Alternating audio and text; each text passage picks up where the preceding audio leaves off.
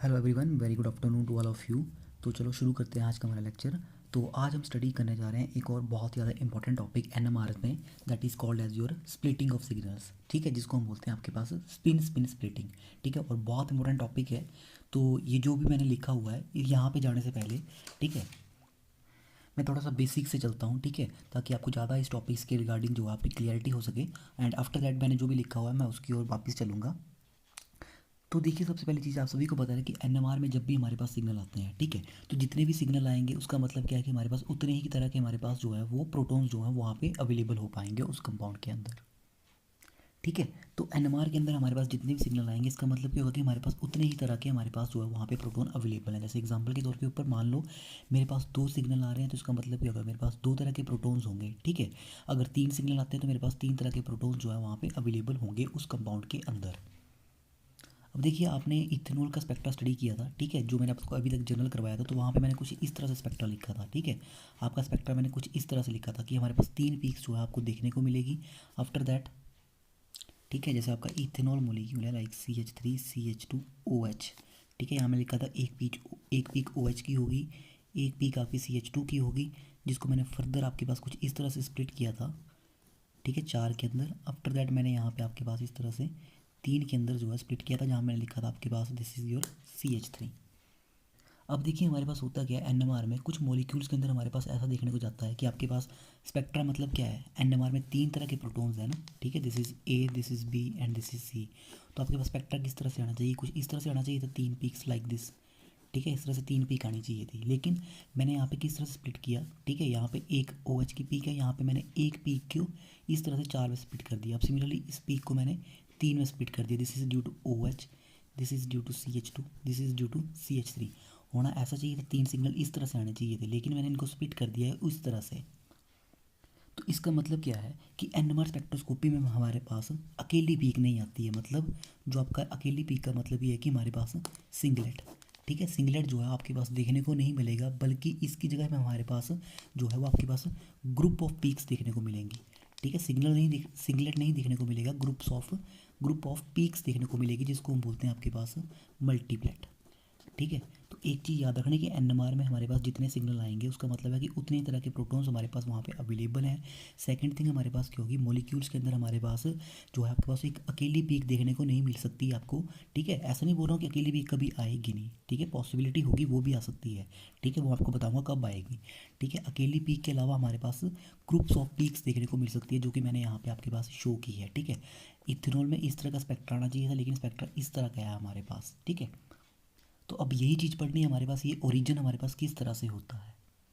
तो देखिए, ये जो ओरिजिन है ना आपके पास स्प्लिटिंग का, हम यही पढ़ेंगे कि स्प्लिटिंग किस तरह से होती है, मतलब एक सिंगल पीक्स जो है वो क्यों डिफरेंट पीक्स के अंदर जो है आपके पास स्प्लिट हो रही है। ठीक है, तो देखिए जो ओरिजिन है ना हमारे पास स्प्लिटिंग का, वो मेनली आपके पास यही है कि हमारे पास जो स्पिन स्पिन कपलिंग होती है आपके पास में।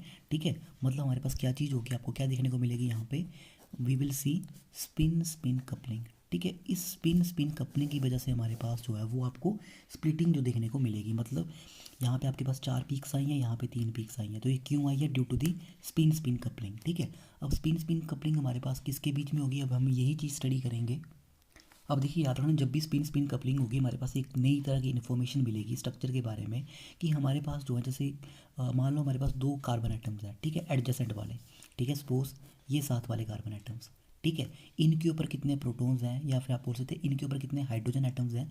ठीक है, इसकी हमारे पास इन्फॉर्मेशन यहाँ से मिल जाएगी। ठीक है, तो इसका मतलब क्या हुआ, जो हमारे पास एडजेसेंट कार्बन आइटम्स होंगे, ठीक है, इनके ऊपर कितने हाइड्रोजन आइटम्स हैं जो कि आपके पास एब्जॉर्प्शन स्पेक्ट्रा दे रहे हैं, उसके बारे में हमें इन्फॉर्मेशन मिल जाएगी through the spin spin coupling. ठीक है, मान लो कि अगर मेरे पास कोई भी इंटरेक्टिंग प्रोटोन ना हो, ठीक है, जैसे यहाँ पे आपके पास कार्बन आइटम्स है, अगर यहाँ पे मान लो इसके पास हाइड्रोजन है, इसके पास हाइड्रोजन ना हो, ठीक है, तब हमारे पास स्पिन स्पिन कपलिंग कभी नहीं होगी। ठीक है, there is no spin spin coupling, और इसकी वजह से हमारे पास स्पिन स्पिन स्प्लिटिंग जो है आपके पास वो भी देखने को नहीं मिलेगी। ठीक है, तो आप देख सकते हैं इथेनॉल में हमारे पास नेबरिंग कार्बन आइटम्स के पास आपके पास प्रोटॉन्स थे, तभी ये स्प्लिटिंग देखने को मिली। अगर मान लो नेबरिंग कार्बन आइटम्स साथ साथ वाले, ठीक है, अगर इनके ऊपर हाइड्रोजन आइटम ना होता, तो आपको ये स्प्लिटिंग जो है, जैसे ये तीन और चार बने, ये आपको देखने को नहीं मिलेगी।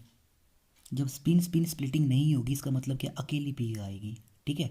अभी आप सोच रहे होंगे कि ओ एच जो है इसके साथ में भी प्रोटॉन्स हैं, तो यहाँ पे आपके पास अकेली पीक क्यों आई? ठीक है, ये आपके पास एक स्पेक्ट्रा है स्पेशली आपके सिलेबस में इथेनॉल का। ठीक है, तो मैं जब उनको करवाऊंगा तो डेफिनेटली आपको वहाँ से सारा का सारा टॉपिक क्लियर हो जाएगा। तो ये देखते हैं कि स्पिन स्पिन कपलिंग हमारे पास होती कैसे है। जैसे मान लो मैं एक कंपाउंड लिया, मेरे पास यहाँ पे दो प्रोटॉन्स हैं। ठीक है, दो एडजेसेंट कार्बन आइटम्स हैं, इनके ऊपर प्रोटॉन्स हैं। ठीक है, बाकी मान लो ये मेरे पास कुछ अनदर ग्रुप्स होंगे, आर आर डैश। ठीक है, इस तरह के हमारे पास कोई भी ग्रुप्स हो सकते हैं। ठीक है, चलो सिंपली R1 R2 R3 और R4 लिखते हैं। तो मैं यहाँ किसकी बात करने जा रहा हूँ? मैं इन दोनों प्रोटॉन्स की बात करने जा रहा हूँ। तो कपलिंग किसके बीच में होगी? Adjacent protons. एडजेसेंट मतलब जो साथ साथ वाले कार्बन आइटम के ऊपर है। ठीक है, एडजेसेंट कार्बन आइटम्स जो भी होंगे उनके जो प्रोटॉन्स हैं वो आपस में कपल कर जाएंगे। ठीक है, तो अब देखते हैं कपलिंग कैसे होती है। मान लो this is proton number A, तो इसके साथ कपल कौन ने करने जा रहा है? इसके साथ कपल करेगा प्रोटोन बी। मतलब जो प्रोटोन बी है वो इंटरेक्ट कर जाएगा प्रोटोन ए के साथ। तो किस तरह से इंटरेक्ट कर सकता है हमारे पास? तो अब देखिए प्रोटोन बी है ना, इसकी दो ही ओरिएंटेशन है। ठीक है, या तो आपके पास प्लस हाफ होगा इस तरह से। ठीक है, या तो मतलब जैसे मान लो कि मैं अगर बोलूँ मेरे पास इस तरह से इसकी अलाइनमेंट है। ठीक है, तो या तो वो इसके इस तरह से इसके साथ को लाइन करेगा, या फिर माइनस हाफ हो सकती है इसके अगेंस्ट चला जाएगा। मतलब इस तरह से हमारे पास इसके अगेंस्ट चला जाएगा। इसका मतलब क्या हुआ? जो कार्बन जो हाइड्रोजन आइटम है मेरे पास ए वाला, ठीक है, ऑन दी कार्बन आइटम। ठीक है, जो हाइड्रोजन ए है मेरे पास ऑन कार्बन आइटम। ठीक है, अब देखिए इसको क्या देखने को मिल रहा है, ये आपके पास सेंस कर रहा है जो आपके पास कार्बन जो हाइड्रोजन बी है आपके पास कार्बन आइटम के ऊपर। ठीक है, उसकी स्पिन की डायरेक्शन जो है उसको इसको अफेक्ट कर रही है। ठीक है, तो या तो आपके पास स्पिन स्पिन कपल की बात कर रहे हैं, मतलब या तो आपके पास इस तरह से कपल कर जाएगा तो अलाइन कर जाएंगे दूसरे के साथ, या एक दूसरे के अगेंस्ट हो जाएंगे। ठीक है, या और भी जो पॉसिबिलिटी बन सकती है हम उन सभी को देखेंगे। तो this is your simply spin spin coupling की मतलब जो स्पिन होगी एक प्रोटोन की। ठीक है, अगर वो नेबरिंग जो हमारा कार्बन आइटम होगा उसका जो हाइड्रोजन होगा उसके साथ वो कपल कर जाएगी। ठीक है, तो होना क्या चाहिए था अब हमारे पास यहाँ पे अकेले अकेले सिग्नल आना चाहिए था। ठीक है, दो प्रोटोन्स है हमारे पास, तो आपका सिग्नल कैसा होना चाहिए था? सिग्नल कुछ इस तरह का आना चाहिए था आपके पास। अब देखिए मैं ये मान के चला हूँ, अभी फ़िलहाल के लिए मैं ये मान के चल रहा हूँ कि दोनों प्रोटॉन्स का एनवायरनमेंट अलग अलग है। ठीक है, मैं ऐसा नहीं लेके चला हूँ कि ये दोनों सेम ही है। ठीक है, इनका एनवायरनमेंट मैंने अलग अलग माना है। तो इसका मतलब क्या है? दो सिग्नल्स आने चाहिए थे मेरे पास इस तरह से। ठीक है, लेकिन अब देखिए जो स्पिन है ना आपके पास प्रोटोन ए की, वो प्रोटोन बी की स्पिन की वजह से आपके पास अफेक्ट हो रही है। ठीक है, जिसको हम बोलेंगे स्पिन स्पिन कपलिंग हो रही है, आपस में कपल कर जा रहे हैं। ठीक है, तो इसकी वजह से हमारे पास क्या होगा? ये जो प्रोटोन है, ठीक है, इसकी जो स्पिन होगी वो इसके ऊपर फर्क डालेगी। एंड सिमिलरली प्रोटोन बी के लिए भी जो आपके पास प्रोटोन ए की स्पिन होगी आइदर इसके इसके साथ अलाइन करेगी या इसके अगेंस्ट चली जाएगी। ठीक है, मतलब मान लो ये मेरे पास प्रोटोन आ गया आपके पास ए वाला। ठीक है, इसकी स्पिन इस तरह से है। ठीक है, तो प्रोटोन बी की स्पिन या तो इस तरह से होगी या फिर इस तरह से होगी। ठीक है, दो ही पॉसिबिलिटीज़ हैं। सिमिलरली प्रोटोन बी की बात करूँ तो उसकी स्पिन या तो इस तरह से होगी, या तो मेरे पास इस तरह से होगी। ठीक है, या फिर सेकंड पॉसिबिलिटी ये है मेरे पास कि जो प्रोटोन बी है उसकी स्पिन इस तरह से हो सकती है। अब देखिए सिमिलरली प्रोटोन ए जो है इसकी स्पिन भी हमारे पास इस तरह से हो सकती है। यहाँ तो मैंने एक ही केस लिखा है स्पिन अप वाला, एक स्पिन डाउन वाला केस भी है। तो जो स्पिन डाउन होगी तो प्रोटोन जो बी वाला है इसकी आपके पास या तो अप होगी, ठीक है, या फिर इसकी इस तरह से डाउन हो जाएगी।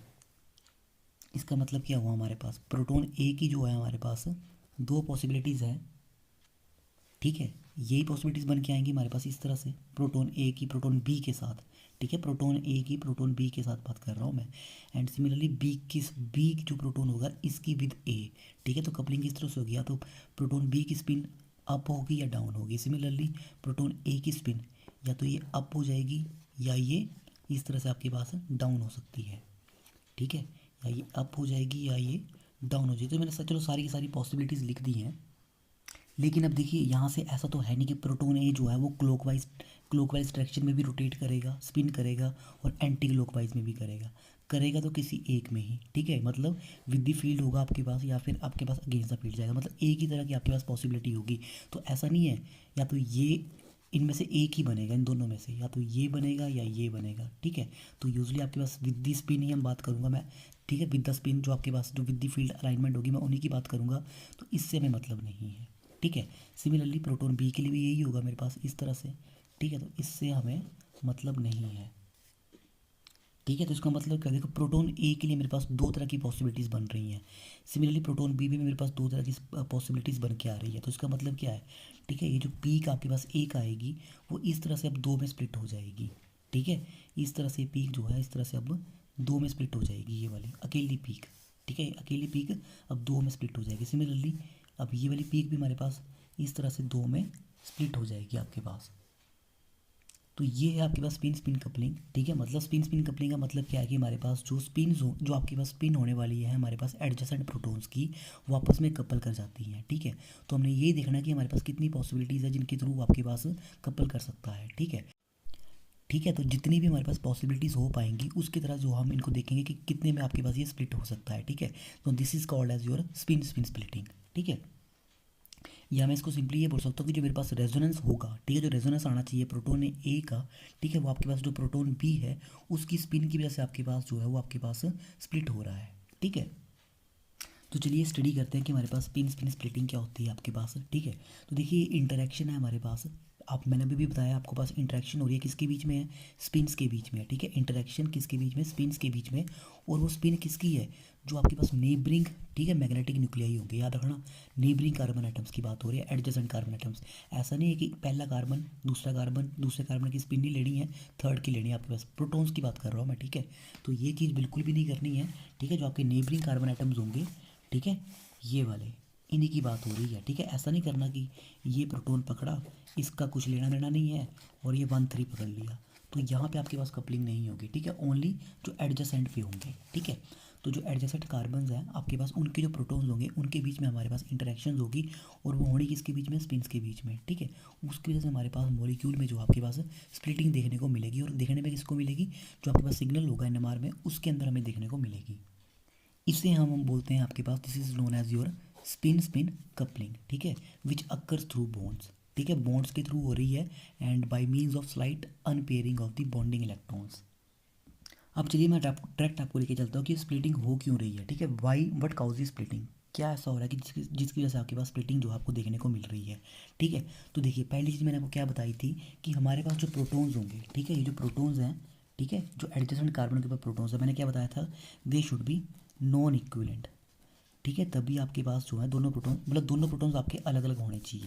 तो पहली चीज़ क्या है हमारे पास कि जो नॉन इक्विवेलेंट प्रोटॉन्स होंगे हमारे पास, ठीक है, मतलब एक ही एनवायरनमेंट में नहीं होने चाहिए। तो जो नॉन इक्विवेलेंट प्रोटॉन्स होते हैं हमारे पास एडजेसेंट कार्बन एटम्स के, ठीक है, दे हैव मैग्नेटिक फील्ड्स, ठीक है, दैट में अलाइन विद और अपोज द एक्सटर्नल फील्ड। ठीक है, मैंने आपको क्या बताया कि हमारे पास डेफिनेटली हमारे पास क्या है, हमारे पास देखिए प्रोटॉन्स हैं। ठीक है, तो आपके पास स्पिन करेंगे, जब स्पिन करेंगे तो उनकी कुछ ना कुछ मैग्नेटिक फील्ड की भी जनरेट करेंगे आपके पास। अब वो मैग्नेटिक फील्ड जो होगी आपके पास, जब मैं यहाँ से आपके पास एक्सटर्नल मैग्नेटिक फील्ड अप्लाई करूँगा, ठीक है, बी नोट या एच नोट, ठीक है, किसी फॉर्म में ले सकते हैं बी नोट या फिर आप एच नोट की फॉर्म में। ठीक है, तो वो इसके साथ जो है हमारे पास या तो अलाइन करेगी या इसको पोज करेगी। ठीक है, सीधी सी बात है, प्रोटॉन जो है आपके पास एक फील्ड जनरेट कर रहे हैं, जब आप नीचे से मैग्नेटिक फील्ड अप्लाई करोगे, ठीक है, या तो वो उसको अपोज करेगी या फिर उसको हमारे पास जो है वो अपने में से रेनफोर्स कर देगी। रेनफोर्स का मतलब क्या होता है आपको, देखिए सिंपल सी बात है, आपने इस तरह से जो है यहाँ से फील्ड अप्लाई की, ठीक है, मैं यहाँ से फील्ड अप्लाई कर रहा हूँ, प्रोटॉन जो है वो स्पिन कर रहे हैं, तो वो यहाँ से आपके पास एक फील्ड जनरेट कर रहे हैं। तो वो फील्ड क्या होगी, या तो वो इस तरह से खुद को अलाइन कर लेगी या फिर हमारी फील्ड के अगेंस्ट चली जाएगी। ठीक है, यहाँ से मैं फील्ड अप्लाई कर रहा हूँ, और जो प्रोटॉन है आपके पास फील्ड जनरेट किया है, या तो वो मेरी फील्ड के साथ खुद को अलाइन कर लेगी या फिर इसके अगेंस्ट आ जाएगी। ठीक है, तो पहला रीज़न आपके पास यही है कि जो नॉन इक्विवेलेंट प्रोटॉन्स होते हैं एडजेसेंट कार्बन आइटम्स के ऊपर, ठीक है, उनके अंदर मैग्नेटिक फील्ड्स होती है, या तो वो उसके साथ अलाइन करेगी या फिर आपके पास एक्सटर्नल फील्ड को अपोज कर देगी। लेकिन करेगी किसको, याद रखना, एक्सटर्नल फील्ड की बात हो रही है, जो आप बाहर से अप्लाई करने जा रहे हो उसके अगेंस्ट में आपका काम हो रहा है। ठीक है, अब सेकंड फैक्टर पकड़ते हैं। सेकंड फैक्टर बोलता है कि हमारे पास ये जो मैग्नेटिक कपलिंग होती है, ठीक है, ये जो हमारे पास मैग्नेटिक कपलिंग होगी, it causes the proton to absorb slightly down field. ठीक है, अब जब कपलिंग हो जाएगी तो इसकी वजह से हमारे पास क्या होगा, जो हमारे प्रोटॉन्स होंगे थोड़े से डाउन फील्ड सिग्नल में चले जाएंगे। ठीक है, जब उनको हम when the external field is reinforced, और slightly up field when the external field is opposed. मतलब सिंपल सी बात है, ये तो concept of shielding and deshielding आ गया। ठीक है, इसका मतलब क्या हुआ, shielding and deshielding concept मत का मतलब हुआ क्या हमारे पास, देखिए आपने यहाँ से क्या किया, you are applying the external magnetic field, apply कर दी, प्रोटॉन्स है मान लो, तो मैंने क्या किया, यहाँ पे प्रोटॉन्स ने आपके पास एक फील्ड जनरेट कर दी। ठीक है, क्या दो ही पॉसिबिलिटीज़ हैं, या तो वो इसको अपोज करेगी, जब अपोज होगा तो वो इस तरह से हो जाएगी हमारे पास। ठीक है, अब अपोज करेगी तो हमारे पास क्या बात हो रही है, आपके पास प्रोटॉन्स जो है हमारे पास, अब वो जो है आपके पास एक किस्म से हमारे जो प्रोटॉन्स होंगे वो शील्ड हो जाएंगे, आपको ज़्यादा अप्लाइड स्ट्रेंथ लगानी पड़ेगी उनको रेजोनेंस में लाने के लिए। ठीक है, मतलब आपके पास मैं किसकी बात कर रहा हूँ, मैं कंसेप्ट ऑफ शील्डिंग या डी शील्डिंग की बात कर रहा हूँ। सिमिलरली मैं यहाँ से फील्ड अप्लाई कर रहा हूँ, हमारे पास जो प्रोटॉन्स हैं उनकी जो मैग्नेटिक फील्ड होगी वो खुद को इस तरह से लाइन कर लेगी। इन दैट केस हमारे पास क्या होगा कि आपके पास जो हमारे पास डबल इफेक्ट यहाँ से देखने को मिलेगा और हमारा प्रोटॉन जो है वो जल्दी रेजोनेंस में आ जाएगा। तो इस केस में क्या हुआ, हमारा जो प्रोटॉन्स होंगे they will be D shielded. ठीक है, यहाँ पे डी शील्डिंग हो रही है हमारे पास, और यहाँ पे जब अपोज हो रहा है तो हमारे पास जो है शील्डिंग होगी जिसके सिग्नल जो है वो अप फील्ड आएगा। ठीक है, तो यही यहाँ पे बताया गया है कि जब मैग्नेटिक कपलिंग होगी हमारे पास तो प्रोटॉन जो है हमारे पास डाउन फील्ड एब्जॉर्ब करेगा। कब, जब एक्सटर्नल फील्ड जो है हमारे पास, ठीक है, जो हमारी एक्सटर्नल फील्ड जो है आपके पास वो री इन्फोर्स करते जो आपके पास फील्ड प्रोटॉन्स के थ्रू जनरेट होगी। ठीक है, री इन्फोर्स ये वाली चीज़। ठीक है, सिमिलरली हमारे पास एक्सटर्नल फील्ड अगर आपके पास अपोज हो जाती है, ठीक है, ये वाला केस। ठीक है, अगर हमारी जो जनरेटेड फील्ड है आपके पास प्रोटॉन्स की, अगर वो अपोज करती है अप्लाइड फील्ड को, तब उस केस में आपके पास शील्डिंग होगी और अप फील्ड सिग्नल आएगा। ठीक है, तो ये दो मेन काउजेज हैं आपके पास जिनकी वजह से आपके पास स्प्लिटिंग दिखने को मिलेगी। अब मैंने आपको नेक्स्ट थिंग क्या बताई कि स्प्लिटिंग हमेशा हमारे पास कहाँ पे होगी, स्प्लिटिंग हमेशा हमारे पास वहाँ पे होगी जहाँ पे हमारे पास जो नेबरिंग के प्रोटॉन्स होंगे, ठीक है, they should be non equivalent. ठीक है, they should be non equivalent मतलब एक जैसे नहीं होने चाहिए आपके पास। ठीक है, उनका एनवायरनमेंट दोनों का अलग अलग होना चाहिए, that is they are magnetically non equivalent protons. तो जब मैग्नेटिकली नॉन इक्वलेंट प्रोटॉन्स होंगे डेफिनेटली उनकी केमिकल शिफ्ट की वैल्यू भी अलग अलग होगी, जिसको हमने प्रीवियस लेक्चर्स के अंदर पढ़ा हुआ है। अब देखिए जब भी स्पिन स्पिन स्प्लिटिंग होगी तो इसकी वजह से हमारे पास जो एनएमआर सिग्नल होगा वो स्प्लिट हो जाएगा। ठीक है, और मैंने आपको क्या बताया, अकेली पीक नहीं आएगी, सिंगलेट नहीं आएगा, हमारे पास क्या आएगा, मल्टीप्लेट आएंगे। तो मल्टीप्लेट में हमारे पास डबलेट होते हैं, ट्रिपलेट होते हैं, क्वार्टेट होते हैं। तो ये चीज़ें जो है हमें देखने को मिलेंगी। ठीक है, अब एक नेक्स्ट और पॉइंट है, splitting of signal is due to the different environment of the absorbing proton, not with respect to electrons but with respect to nearby protons। ठीक है, जो स्प्लिटिंग होगी आपके पास, ठीक है, जो हमारे पास सिग्नल स्प्लिट कर रहे हैं, ठीक है, मैंने क्या कहा, नेबरिंग जो आपके पास कार्बन एटम्स हैं उनके प्रोटॉन्स आपस में कपल करेंगे। ठीक है, तो हम किसकी बात कर रहे हैं, हम सिर्फ और सिर्फ प्रोटॉन्स की बात कर रहे हैं। ठीक है, स्पिन स्पिन स्प्लिटिंग जो है आपके पास सिर्फ और सिर्फ प्रोटॉन्स की वजह से हो रही है आपके पास। ठीक है, इन नेबरिंग प्रोटॉन्स की वजह से, इन इलेक्ट्रॉन्स की वजह से नहीं होगी, ये चीज़ ध्यान में रखनी है। इन इलेक्ट्रॉन से हमारा कोई लेना देना नहीं है, हमें सिर्फ और सिर्फ इन नेबरिंग प्रोटॉन से मतलब है। ठीक है, तो स्पिन स्पिन कपलिंग स्प्लिटिंग जो है आपके पास इनकी वजह से हो रही है आपके पास। ठीक है, एग्जाम्पल पे बाद में आता हूँ मैं। अब देखिए जब भी स्पिन स्पिन कपलिंग होगी हमें क्या इन्फॉर्मेशन मिल जाएगी, हमारे पास कितने तरह के हमारे पास प्रोटॉन्स हैं या हाइड्रोजन्स है which are attach to the adjacent. ठीक है, जो हमारे कार्बन एटम्स होंगे, ठीक है, वहाँ पे हमारे पास कितने तरह के जो है आपके हाइड्रोजन जो है वो अवेलेबल है। ठीक है, क्योंकि हमारे पास एब्जॉर्प्शन पीक आएगी, एब्जॉर्प्शन पीक से हमें पता लग जाएगा कि हमारे पास डबलेट है, ट्रिपलेट है, क्विंटेट है, क्या चीज़ आ रही है। ठीक है, तो वहाँ से हम बता सकते हैं कि हमारे पास कितने तरह के प्रोटॉन्स हैं जिन्होंने हमारे सिग्नल को स्प्लिट किया है। ठीक है, अगर नेबरिंग में कोई प्रोटॉन नहीं है तो मैंने आपको बताया था कोई स्प्लिटिंग नहीं होगी, there will be no splitting. ठीक है, अगर नेबरिंग में कोई प्रोटॉन नहीं है तो स्प्लिटिंग दिखने को नहीं मिलेगी।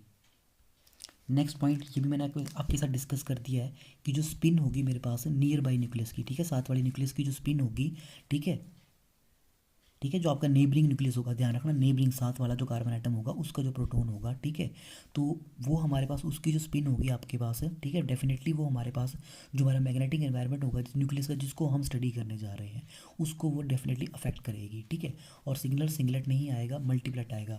तो इसके बारे में तो हम ऑलरेडी बात कर ही चुके हैं। ठीक है, अब केमिकली इक्विवेलेंट प्रोटॉन ये भी मैंने ऑलरेडी आपको बता दिया है कि अगर हमारे पास सेम एनवायरनमेंट वाले प्रोटॉन्स होंगे तो वो आपके पास स्पिन स्पिन कपलिंग जो है वो शो नहीं करते हैं। ठीक है, तो चलिए अभी इस केस को समझते हैं एग्जांपल के साथ। मैंने एग्जांपल लिया हुआ है यहाँ पे इथाइल ब्रोमाइड, और ध्यान रखना इथाइल ब्रोमाइड आपके सिलेबस में भी मेंशन है। ठीक है, तो इथाइल ब्रोमाइड में हमारे पास कितने तरह के प्रोटॉन्स हैं, यहाँ पे मेरे पास दो तरह के प्रोटॉन्स हैं। पहला आपके पास ये वाला है, सेकेंड मेरे पास ये वाला है। ठीक है, यहाँ तीन प्रोटॉन्स हैं, यहाँ दो प्रोटॉन्स हैं। ठीक है, ब्रोमीन एटम लगा हुआ है। ठीक है, डेफिनेटली नेगेटिव इफेक्ट होगा, ये वाला ज़्यादा डी शील्डेड हो जाएगा, ये थोड़ा सा शील्डेड होगा मेरे पास। इसका मतलब क्या होगा कि इथाइल ब्रोमाइड में मेरे पास दो तरह के प्रोटॉन्स हैं, one is A other is B. मेरे पास जब मैं इसका एनएमआर सिग्नल रिकॉर्ड करूँगा, ठीक है, विद रिस्पेक्ट टू टीएमएस, ठीक है, तो मैं डायरेक्ट इन्हीं की पीक्स बना रहा हूँ, कुछ नहीं बना रहा हूँ। तो यहाँ पे क्या होना चाहिए, दो पीक्स आनी चाहिए थी इस तरह से। ठीक है, ऐसे दो पीक्स आनी चाहिए थी। ठीक है, one due to CH3 proton, other due to CH2 protons. ठीक है, लेकिन हमारे पास due to the spin spin splitting, ठीक है, मतलब कि हमारे पास यहाँ पे जो कार्बन आइटम्स हैं, ठीक है, इनके पास प्रोटॉन लगे हुए हैं। ठीक है, तो दोनों एडजेसेंट कार्बन आइटम्स जो हैं इनके ऊपर प्रोटॉन्स हैं, तो इनके जो प्रोटॉन्स होंगे आपके पास, ठीक है, ये वाले ठीक है, अब देखिए ये तीनों प्रोटॉन्स जो है वो आपके पास एक ही इन्वायरमेंट में है, ये दोनों एक ही इन्वायरमेंट में है। ठीक है, अब इनकी जो स्पिन्स होगी प्रोटॉन्स की, इनकी जो स्पिन होगी इन दोनों प्रोटॉन्स की, ठीक है, ये डेफिनेटली कपल कर जाएगी इन तीनों की स्पिन्स के साथ, एंड सिमिलरली इन तीनों की स्पिन कपल कर जाएगी इन दोनों के साथ। तो अब हमारे पास एक अकेली पीक नहीं आएगी, हमारे पास ग्रुप्स में आएंगी पीक्स। तो इसके बारे में हम स्टडी करते हैं। तो देखिए पहली चीज़ कि हमारे पास जो CH2 प्रोटॉन्स है ना, ठीक है, ये वाले, ठीक है, ये हमारे पास किस तरह से कपल करते हैं CH3 के साथ। मतलब ये वाले प्रोटॉन्स जो हैं, दो प्रोटॉन्स है ना यहाँ पे, अब ये किस तरह से कपल करेंगे, मतलब इनकी स्पिन जो है वो किस तरह से कपल करेगी इन तीन प्रोटॉन्स के साथ। तो दो ही पॉसिबिलिटीज़ हैं, या तो दोनों की दोनों स्पिन जो है वो अप होंगी, ठीक है, जब अप होंगी तो वो आपके पास रीइंफोर्स करती हैं हमारे पास, ठीक है। रीइंफोर्स का मतलब कि आपके पास, ऐसा ले लो कि आपके पास दोनों साथ में मिलके काम कर रहे हैं, ठीक है, मतलब एक दूसरे के साथ चले हुए हैं, अगेंस्ट नहीं एक दूसरे के, ठीक है, एक दूसरे के साथ में चले हुए हैं। सेकंड क्या पॉसिबिलिटी है हमारे पास, एक स्पिन डाउन हो जाए, ठीक है, एक प्रोटॉन की स्पिन डाउन, एक दूसरे प्रोटॉन की स्पिन अप हो जाएगी, क्योंकि यहाँ पे दो प्रोटॉन्स है ना, एक की स्पिन डाउन दूसरे की स्पिन अप, एंड सिमिलरली अब उल्टा हो जाएगा, पहले वाले की अप होगी दूसरे वाले की डाउन हो गई, ठीक है। तो देखिए इस केस में हमारे पास क्या हो रहा है, इन दोनों के जो इफेक्ट हैं एक दूसरे को कैंसिल कर देंगे, ठीक है, तो यहाँ पे कोई इफेक्ट आपको देखने को नहीं मिलेगा। थर्ड केस क्या है कि हमारे पास ये दोनों प्रोटॉन्स जो हैं इनकी स्पिन जो है वो डाउन हो जाए इस तरह से, ठीक है, मतलब अपोजिट हो जाए, ठीक है, अपोज करेंगे। अब ये अपोजिट ना हो जाए, मतलब कि दोनों की स्पिन जो है वो डाउन हो जाए, ठीक है, अपोज करेगी आपके पास जो आपकी अप्लाइड फील्ड है उसको, ठीक है। तो ये मेरा पहला केस आया, ये किसके लिए आया, CH2 के दो प्रोटॉन्स, ठीक है, जो कपल करने जा रहे हैं CH3 के साथ, ठीक है। मैं इन इन प्रोटॉन्स की बात कर रहा हूँ, इन दोनों की, ठीक है, मतलब ये दोनों किस तरह से इफेक्ट डालेंगे इन तीन प्रोटॉन्स के ऊपर। तो ये मेरा पहला केस है ये वाला, ठीक है। अब हम बात करते हैं हमारे पास कि ये तीन प्रोटॉन्स ये किस तरह से कपल करेंगे इन दोनों के साथ, ठीक है। दो केसेस है ना, पहला केस क्या है, ये जो CH2 के प्रोटॉन्स है, ये वाले दो CH2 प्रोटॉन्स, पहले में ये कपल करेंगे किसके साथ, इनके साथ। सेकंड, अब ये तीन कपल करेंगे इनके साथ। तो क्या बोलते हैं हमारे पास कि जो तीन प्रोटॉन्स हैं हमारे पास CH3 वाले, ठीक है, इनकी जो स्पिन है वो किस तरह से कपल करेगी, ठीक है। तो देखिए या तो तीनों के तीनों आपके पास स्पिन अप हो जाएंगे, पहली पॉसिबिलिटी यही है, तो इसको क्या बोलेंगे, स्ट्रॉन्गली रीइंफोर्सिंग, ठीक है। एक पॉसिबिलिटी क्या है, तीनों के तीनों स्पिन डाउन हो जाएंगे, तो ये स्ट्रॉन्गली अपोजिंग हो गए। स्पिन अप, तीनों के तीनों स्पिन डाउन। सेकंड क्या पॉसिबिलिटी है, दो जो है मेरे पास स्पिन अप हो जाए, तीसरा स्पिन डाउन हो जाए, ठीक है। तो अब देखिए यहाँ पे तीन प्रोटॉन्स हैं, पहला दूसरा तीसरा, पहला दूसरा जो है वो आपके पास स्पिन अप हो गया, ठीक है, तीसरा डाउन हो गया। सिमिलरली पहला अप दूसरा डाउन तीसरा अप, टोटल दो अप हैं एक डाउन है, ठीक है। चलिए तो सिंपल सी आपके पास चीज़ें हैं जिनको तो आपके बारे में पता है, जिसके बारे में आपको पता ही है। ये तो जस्ट कॉम्बिनेशंस हैं, ठीक है, जो आपने लगाने हैं कि या तो तीनों के तीनों प्रोटॉन्स जो है वो स्पिन अप होंगे, या दो एक टाइम पे दो अप होंगे तीसरा डाउन हो जाएगा, क्योंकि अगर मैं तीनों के तीनों को अप कर दूं तो वो एक ही पॉसिबिलिटी आएगी, तो दो अप हो सकते हैं एक डाउन हो सकते हैं। तो ऐसी पॉसिबिलिटीज़ जो है आपके पास कितनी निकलेंगी, ये वही बात आ गई, हम नंबर ऑफ माइक्रो स्टेट्स के बारे में पढ़ रहे हैं। तो वैसे जैसे कंसेप्ट आ गए आपके पास ये वाले, ठीक है, तो वही बात आ गई कि दो अप मतलब पहला तीसरा करके आप बीच वाला डाउन करके आप, सिमिलरली पहले वाला डाउन दूसरे वाला अप हो गया, ठीक है। तो ये तीन तरह के आपके पास जो है पॉसिबिलिटीज़ बन के आएंगी यहाँ से। सिमिलरली अब मेरे पास क्या हो सकता है, दो प्रोटॉन्स जो है स्पिन डाउन हो जाए तीसरा अप हो जाए, दो डाउन, ठीक है, और तीसरा अप, तो ये भी तीन तरह की पॉसिबिलिटीज़ बनेंगी। तो टोटल यहाँ पे मेरे पास चार केसेस बन के आए, मतलब आपके पास चार पॉसिबिलिटीज़ हैं, ठीक है, जिनमें आपके पास क्या होगा, जो जो तीन प्रोटॉन्स हैं मिथाइल ग्रुप वाले, ठीक है, वो आपके पास खुद को अलाइन कर देंगे विद दी एक्सटर्नल फील्ड। और इसमें कर क्या रहे हैं, कपल कर रहे हैं आपके पास किसके साथ, ये तीन प्रोटॉन्स कपल कर रहे हैं अब इनके साथ, ठीक है। तो दो ही चीज़ें हैं, ये दो कपल करेंगे इसके साथ, ये तीन कपल करेंगे इसके साथ, एक ही बात है, उल्टा सीधा हो रहा है बस, ठीक है। लेकिन ये तीन है जो कि अफेक्ट डालेंगे इन दो के ऊपर, यहाँ ये दो हैं ये अफेक्ट डालेंगे इन तीन के ऊपर। तो अब देखिए मेरे पास क्या हुआ, जब CH2, जब ये दो प्रोटॉन जो है आपके पास कपल कर रहे हैं CH3 के साथ, ठीक है, जब ये दोनों कपल कर रहे हैं CH3 के साथ, तो आपके पास क्या हो रहा है, कितनी पॉसिबिलिटीज़ बन के आ रही है हमारे पास, तीन बन के आ रही हैं, ठीक है। तो इसका मतलब क्या हुआ, तीन के लिए होगा आपके पास ट्रिपलेट, याद रखना। अगर मेरे पास वन आएगा, ठीक है, if we have one, this will be your singlet, ठीक है, एक के लिए सिंगलेट होगा, दो के लिए लिखते हैं हम डबलेट, तीन होंगे तो ट्रिपलेट, ठीक है, देन चार होंगे इसको हम बोलते हैं आपके पास क्वार्टेट, ठीक है। तो इस तरह से हमारे पास चलता रहेगा, ठीक है। याद रखना है, अगर 1 आएगा तो डबलेट, 2 अरेंजमेंट होंगी तो डबलेट, सॉरी 1 होगी तो सिंगलेट, 2 होंगी तो डबलेट, 3 होंगी तो ट्रिपलेट, 4 होंगी तो क्वार्टेट। चलो सिमिलरली अगर 5 आ जाती है मेरे पास तो इसको हम बोलते हैं क्विंटेट, ठीक है। अगर 6 आती हैं तो इसको हम बोलते हैं सिक्सटेप्टेट, ठीक है, सिक्सटप्लेट, ठीक है, सिक्सटप्लेट। स्पेलिंग देख लेना अगर कहीं गलती से कहीं बाई चांस मिस्टेक हो गई हो, ठीक है, कई बार थोड़ा दिमाग में रखता नहीं है। 7 होगी तो इसको हम बोलते हैं हम सेप्टप्लेट, ठीक है। स्पेलिंग्स देख लेना इन दोनों में कुछ, लेकिन आई थिंक ऑलमोस्ट ठीक ही हैं सारी की सारी ये, ठीक है। तो देखिए यहाँ पे कितनी पॉसिबिलिटीज़ बन के आई, 1 2 3, 3 ही पॉसिबिलिटीज़ हैं। तो 3 के लिए मैंने क्या बताया आपको, ट्रिपलेट, ठीक है। सेकंड केस में 1 2 3 4, तो 4 के लिए क्या होता है हमारे पास, क्वार्टेट। तो इसका मतलब क्या हुआ कि जो CH2 प्रोटॉन्स है मेरे पास, ठीक है, ये जब कपल करेंगे CH3 के साथ तो हमारे पास क्या बन के आएगा, सिग्नल में ट्रिपलेट बन के आएंगे। एंड सिमिलरली जो CH3 के प्रोटॉन्स है जब ये कपल करेंगे CH2 के साथ तो हमारे पास क्या बन के आएगा, क्वार्टेट बन के आएगा 4 का। तो देखिए जो सिग्नल है मेरे पास, ठीक है, केस 1 जो हमारे पास क्या देखने को मिलेगा, ट्रिपलेट देखने को मिलेगा, ठीक है, ट्रिपलेट ऑफ पीक्स, ठीक है। Results with the intensity ratio. देखिए यहाँ पे क्या था, यहाँ एक ही अरेंजमेंट है मेरे पास, ठीक है, एक ही अरेंजमेंट है जिसमें दोनों स्पिन अप हो सकते हैं। सेकंड क्या है, एक स्पिन डाउन दूसरा स्पिन अप, एक पहला स्पिन अप दूसरा स्पिन डाउन, ठीक है। तो यहाँ पे 2 अरेंजमेंट्स बन के आ रही है मेरे पास, ठीक है। यहाँ पे एक ही है, यहाँ पे 2 बन के आ रही है, यहाँ पे फिर से एक ही है। तो इसको हम बोलेंगे इंटेंसिटी रेशियो, ठीक है। तो ट्रिपलेट बन के आ रहा है हमारे पास, ठीक है, पीक्स का, which results with the intensity ratio of 1:2:1। मतलब 1 यहाँ पे 2 है, ठीक है, और यहाँ पे 1 है, तो ये चीज़ है 1:2:1, 1:2, ये 1 ये 2, ठीक है, रेशो 1, ठीक है। तो ये चीज़ है सिमिलरली, ठीक है। अब इसका मतलब क्या हो, 1:2 मतलब हमारे पास ये which corresponds to distribution ratio of alignment, की अलाइनमेंट्स हो रही हैं आपके पास अलग अलग। सेकंड बोलता है, देखिए सेकंड केस में क्या है हमारे पास, ये 3 प्रोटॉन्स है CH3 वाले, ये कपल कर रहे हैं किसके साथ, CH2 के साथ। तो जब भी इनकी कपलिंग होगी हमारे पास तो हमारे पास क्या बन के आएगा, हमारे पास बन के आएगा क्वार्टेट। क्या बन के आएगा, क्वार्टेट, ठीक है।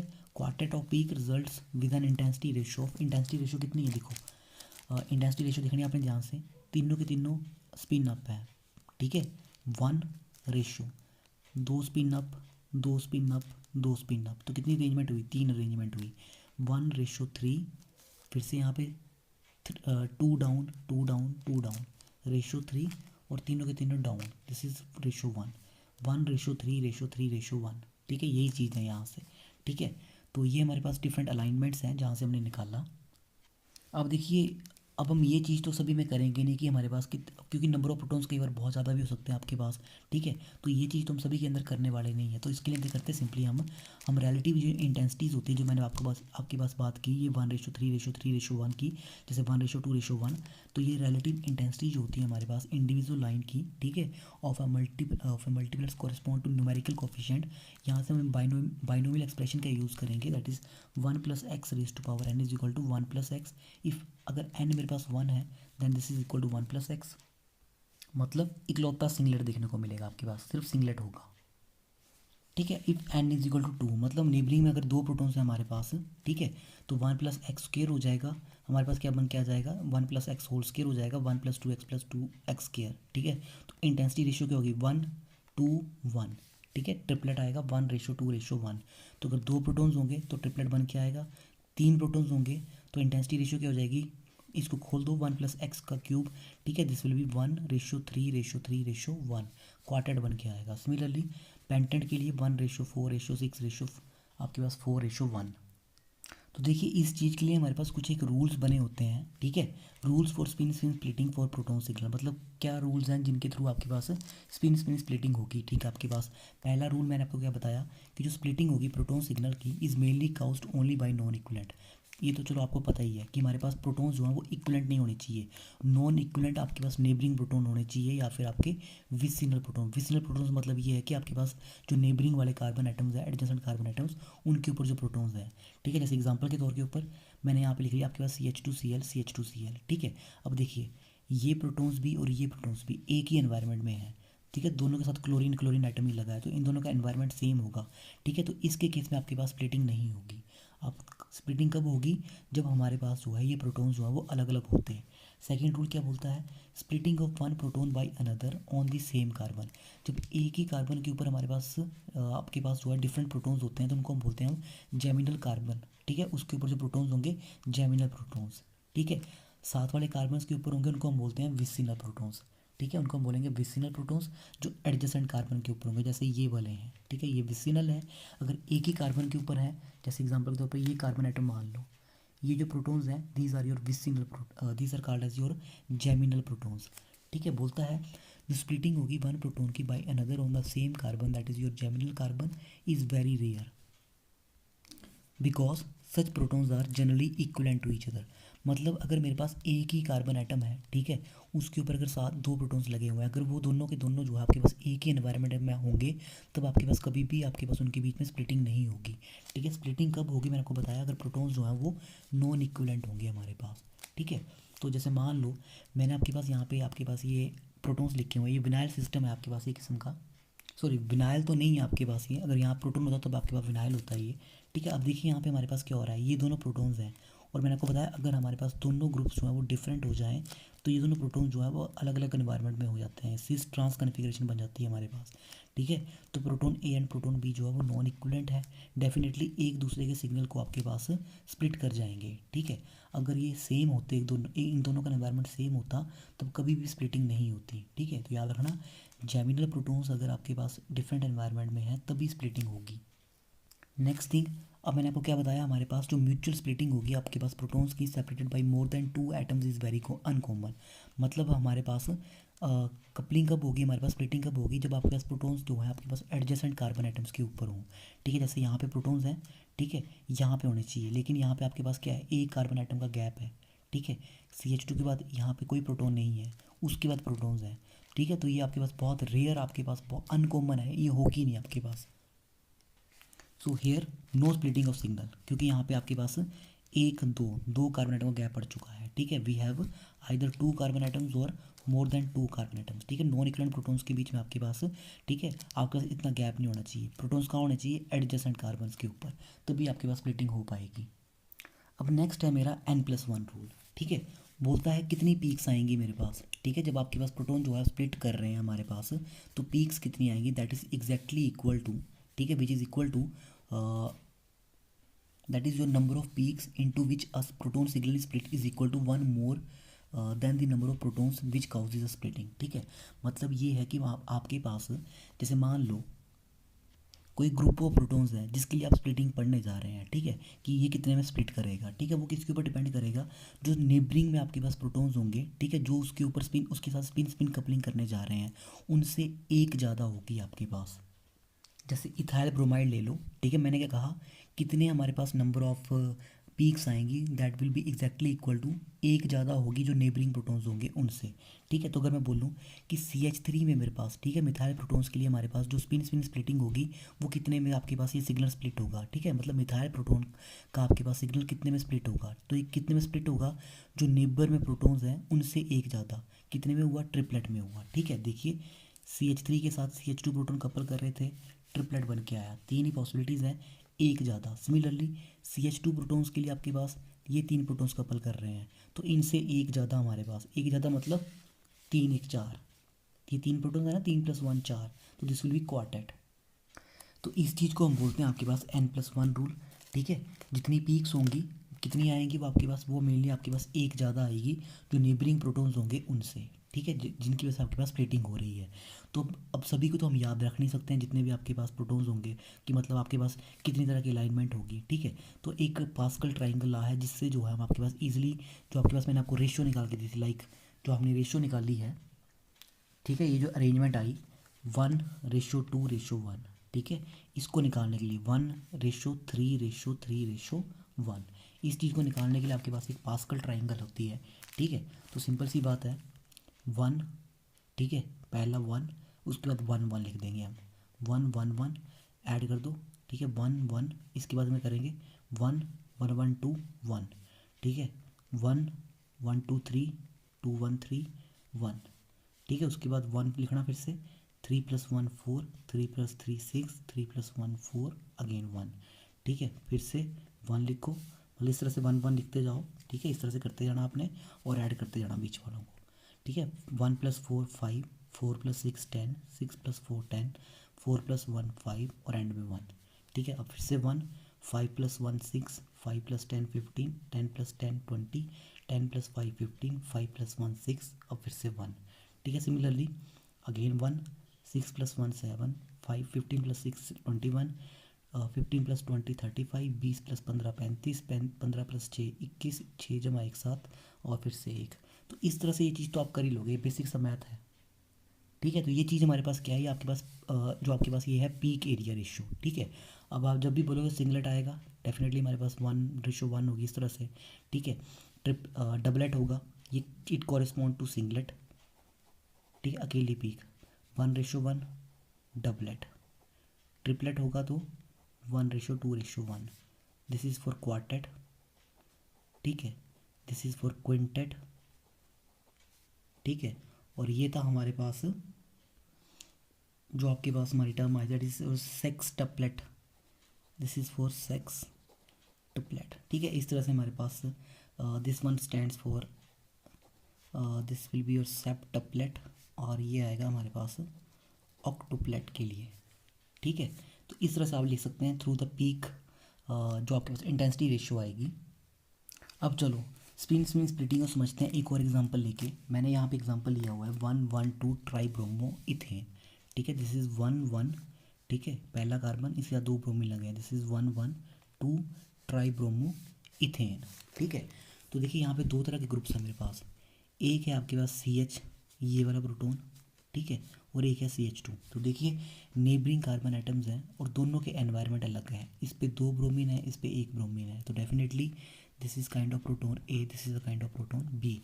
2 सिग्नल आएंगे मेरे पास। ठीक है, तो देखिए अब मैग्नेटिक फील्ड जो एक्सपीरियंस होगी, CH2 प्रोटोन्स को बोलते हैं मिथाइलिन प्रोटोन, याद रखना, इसको हम बोलेंगे हम मिथाइलिन प्रोटोन्स।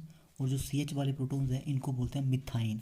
ठीक है, ये वाला मिथाइन CH के लिए, तो मैं इसके लिए मिथिलीन यूज़ करूँगा, इसके लिए मिथाइन यूज़ करूँगा। ठीक है, तो जो मैग्नेटिक फील्ड एक्सपीरियंस होगी by this CH2 protons, that is your methylene protons, is somewhat influenced by the bromine atom on the adjacent carbon. Definitely जो ब्रोमीन है, ठीक है, एडजेसेंट कार्बन आइटम्स के ऊपर वो अफेक्ट करेंगे। ठीक है, लेकिन हमारे पास जो नेबरिंग कार्बन आइटम है जिसके ऊपर एडजेसेंट जो आपके पास हाइड्रोजन आइटम है, ठीक है,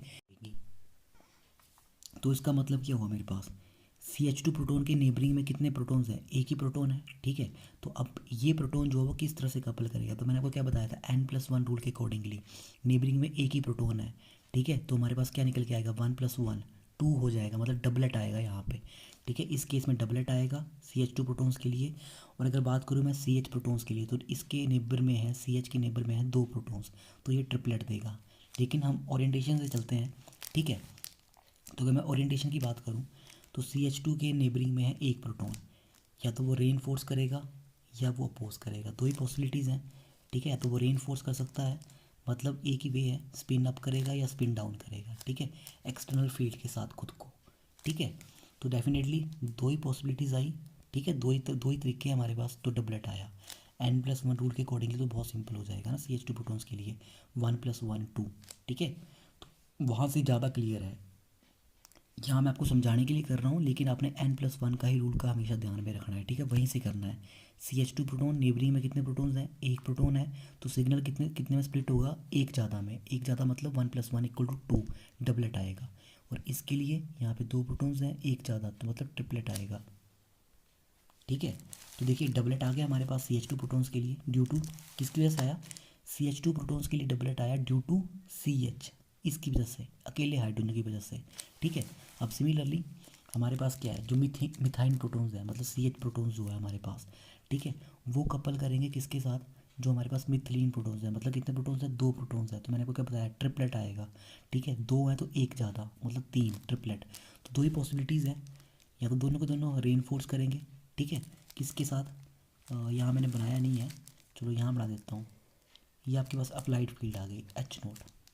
ठीक है, या तो इसके साथ रेनफोर्स करेंगे, या एक अप जाएगा एक अगेंस्ट जाएगा, एक अगेंस्ट जाएगा दूसरा अप जाएगा। तो उसका मतलब क्या है, पहला अप दूसरा अगेंस्ट, ठीक है, पहला डाउन, दूसरा अगेन अप। ठीक है, तो ये यहाँ पे दो वेज हैं। ठीक है, एक अप एक डाउन। लास्ट ऑप्शन क्या है आपके पास, दोनों के दोनों अपोजिंग हो जाए, दोनों की स्पिन डाउन हो जाए। तो तीन पॉसिबिलिटीज़ हैं। ठीक है, आपके पास ट्रिपलेट आएगा, तो ट्रिपलेट जब भी आता है हमारे पास अकॉर्डिंग टू पास्कल ट्राइंगल, ठीक है, जिसके बारे में हमने पढ़ा। पास्कल ट्राइंगल में ट्रिपलेट में क्या है, इंटेंसिटी रेशियो 1:2:1, ये चीज़ आएगी। ठीक है, तो इसका मतलब क्या, हमारे पास ट्रिपलेट आ गया 1:2:1 के लिए। ठीक है, तो यहाँ पे ये चीज़ मैंने रिप्रेजेंट की हुई है। सिग्नल जो है हमारे पास या तो ट्रिपलेट में आएगा या डबलेट में आएगा। ठीक है, तो या तो आप स्पिन्स के थ्रू समझ सकते हैं, लेकिन आपके पास समझने के लिए सबसे ईजी तरीका यही है n+1 रूल का। So this is all about this spin splitting rule. ठीक है, ये जो आपके पास पेजेस हैं, इनकी मैं फ़ोटो खींच के आपके पास इनकी PDF बना के आपके डिस्क्रिप्शन बॉक्स में डाल दूंगा, वहाँ से आप इसको डाउनलोड कर सकते हैं। ठीक है, और मेरी रिक्वेस्ट रहेगी, इस वीडियो को दोबारा से देख लें। अगर आपको नई चीज़ क्लियर हुई है, अभी तो कुछ भी क्लियर नहीं हुआ है, तो एक बार इस वीडियो को रिपीट कर लें। ठीक है, और एंड पहले तो ये याद रखें कि स्प्लिटिंग होगी कब कब, ठीक है, किन किन केसेस में होगी और किन किन केसेस में नहीं होगी। ये जो मैंने रूल्स लिखे हुए हैं, इनको भी जरूर पढ़े। n+1 रूल, ठीक है, यहाँ से तो सीधा ही है। ये आपको समझ में आ गया एक बार कि ये क्या चीज़ है आपके पास।